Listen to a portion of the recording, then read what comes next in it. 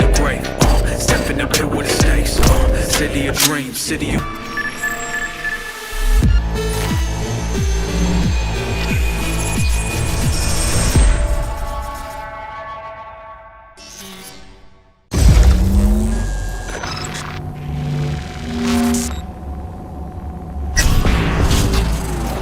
Well, who do we have here? Grew up in Haywood. Whole street was my family.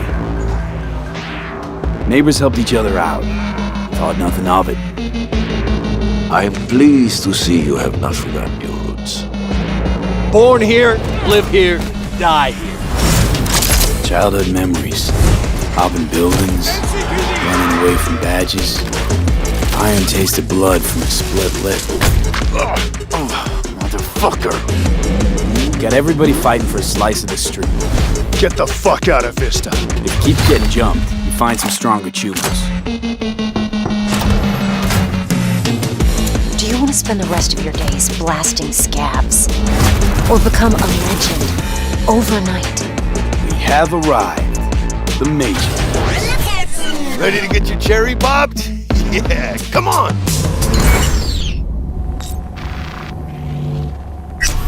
My childhood? Let's see. Racing my bobber for the first time through the hills. Oh, and first kiss in the middle of a synth cornfield. We nomads choose who to make our family. And choice forges strong bonds and a higher duty that stands solid as an old oak. My family's in pieces. That's why I'm headed for Night City. Makes you an outcast among outcasts. Miss this, you know? Camaraderie. I know. I saw it in your heart the first time we met. Know what I always liked about nomads? Your taste, no, hunger for freedom. Not easy to come by in Night City. Corp's got their grubby claws and everything.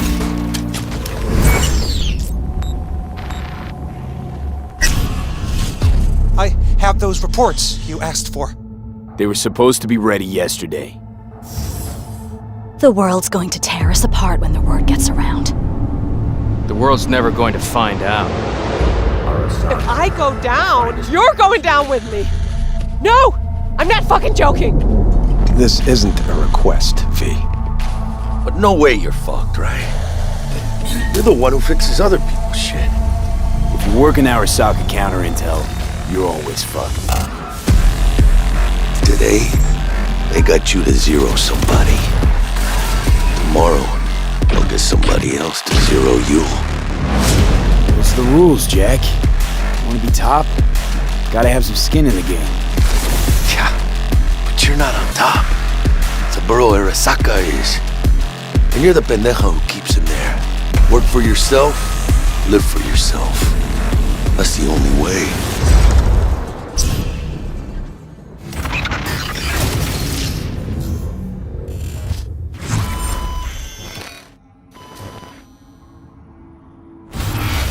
Philip, it is so good to see you again. It's actually been a while since I've had a chance to interview you about Cyberpunk. So I think for today, we'll start with a question that everybody wants to know. How does the path you pick affect your time in Night City?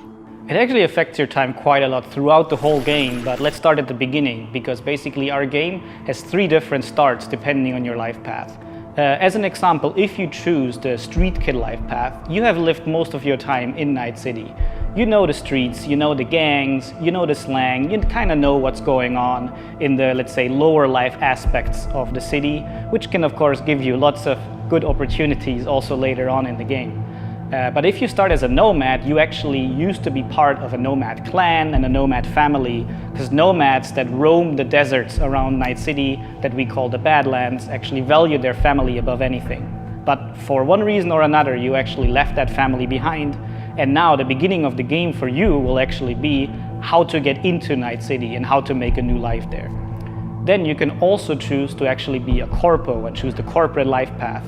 And that basically means that you're not at home in the streets of Night City or in the deserts of the Badlands, but actually inside the boardroom, because you rose the corporate ladder of the Arasaka Corporation.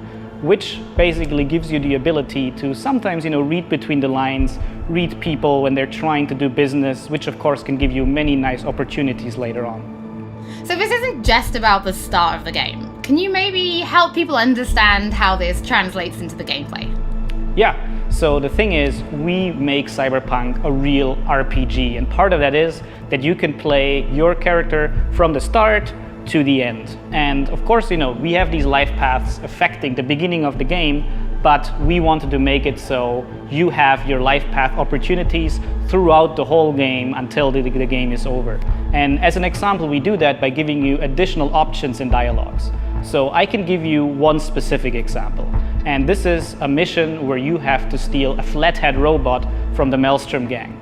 Basically, those Maelstromers stole that flathead before from a corporate transport, and the owner of that corporate transport, Meredith Stout, wants you to do something else. And this is an optional objective.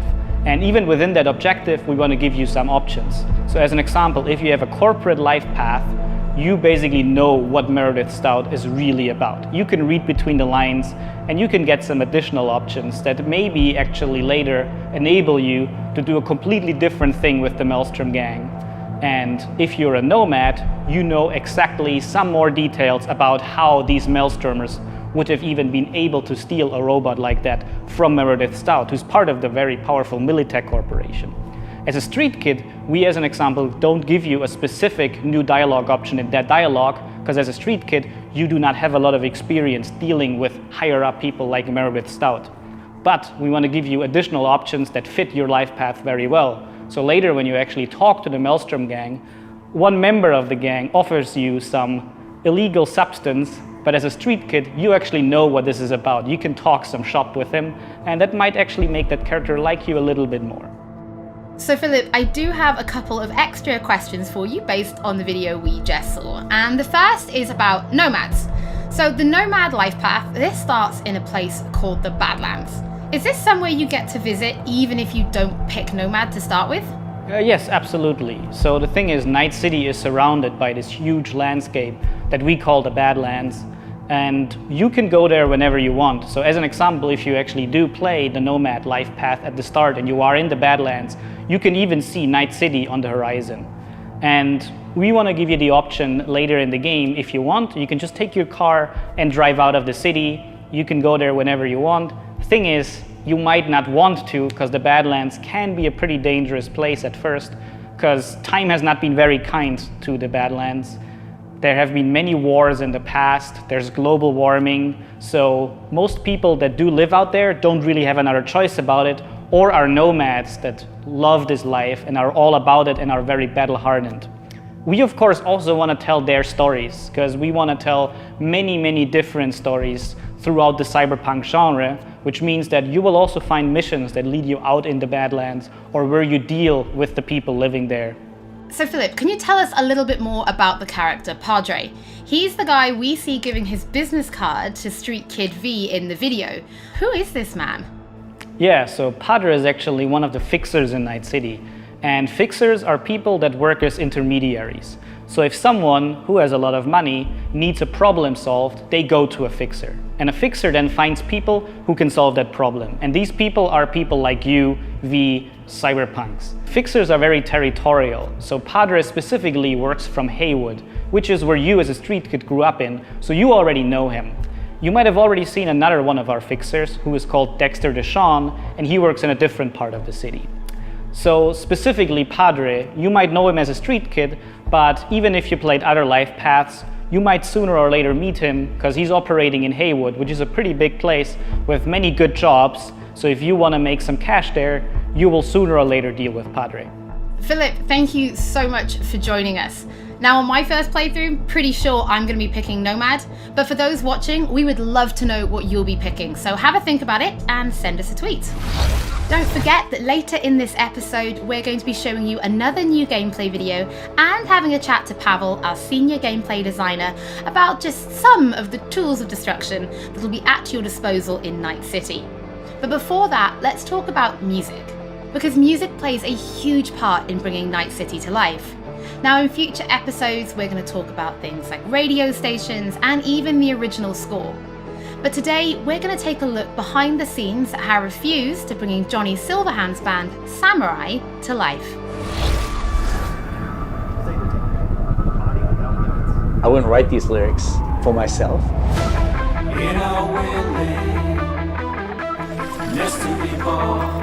So it's kind of interesting to get into like the mindset of who is this character and what would they write about, or what's their agenda.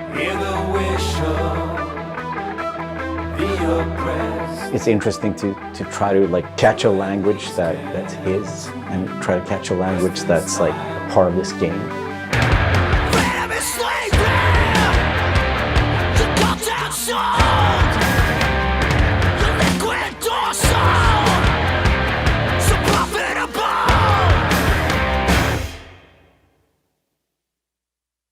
There is a reason why we're here.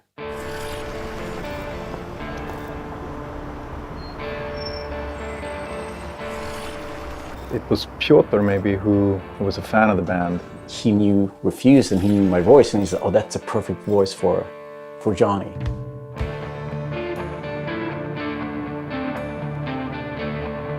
And that they wanted, I guess, a sound that was a bit contemporary from when Johnny's supposed to have had the band, because he's sort of like an anti-establishment kind of guy. Gonna drag a corporal rat on stage, make him kneel, douse him with gas, then light him up. So of course there are things that you can relate to, and like just like this outcast and this rebel that's fighting against like the corporals, and that's definitely something that's been a part of my life and a part of Refused life. We came out of the punk rock scene of northern Sweden. He's like the future version of us. You know?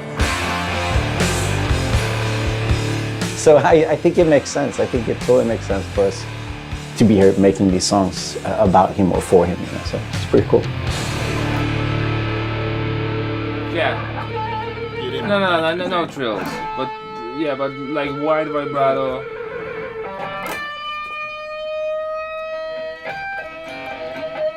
And then, I mean, just sort of build, I mean, yeah, slowly build sort of intensity.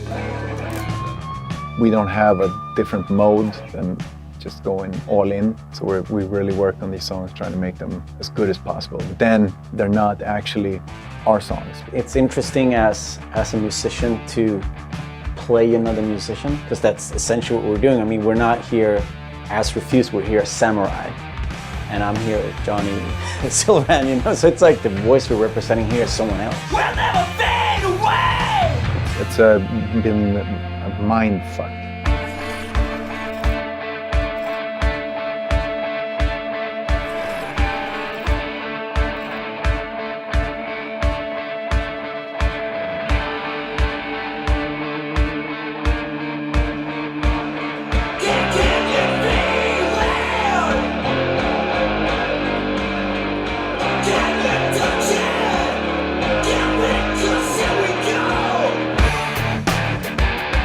I mean, the shouting in itself is just like second nature to me, because I've been doing this for a very long time. But then when someone comes in and says, I'm happy with everything except for Azza Lim. Again, it's Azza. Azza. Okay. The shouting's great, but think of that accent, or think of that like enunciation. It's a bit weird because it's a very different way of singing when you're screaming like that, and it's hard to sort of swallowing some syllables there. Adjust your accent. Oh yeah, just try it again. So it's been a bit kind of frustrating. It wasn't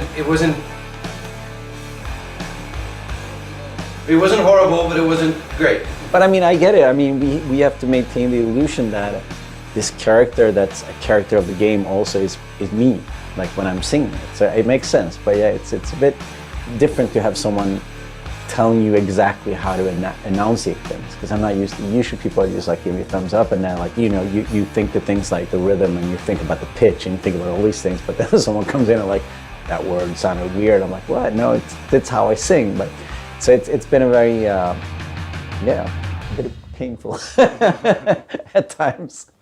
But it's all right. See this soon, I'm chipping in. Roll the bones, I'm chipping in. Belt that cone, I'm chipping in.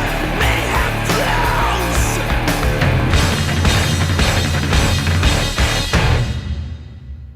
flows. It's a very interesting thing to be part of. As a person that's not a gamer, I don't think I fully understand the impact that this might have. If people like these songs and if people are excited, then that's going to be great. I mean, we are spending a lot of times trying to get this right, trying to get it to sound like, you know, like Samurai would sound, you know. So it's quite interesting. It's a very different way of making music, actually.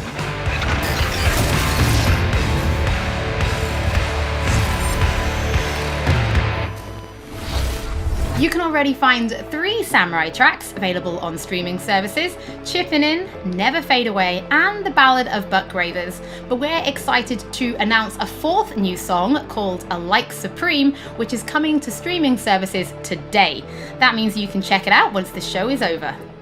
Don't forget that if you're tuning in late, or if you just want to watch anything again, we will be uploading everything to our channel soon. Next up, Pavel and I are going to introduce you to some creative ways that you can solve problems in Night City.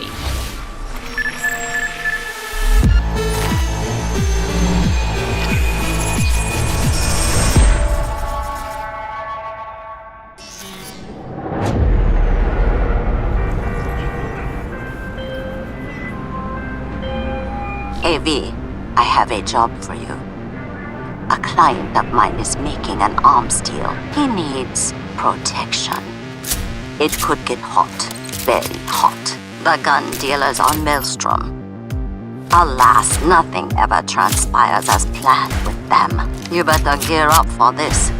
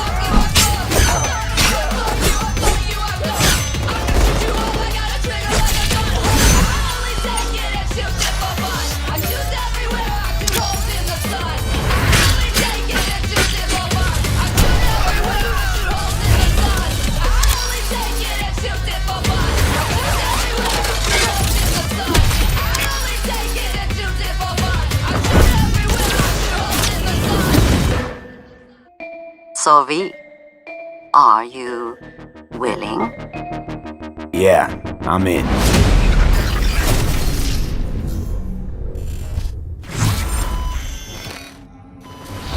Pavel, thank you so much for joining me. Now, there was an awful lot in that video, right? Because there's more than just guns.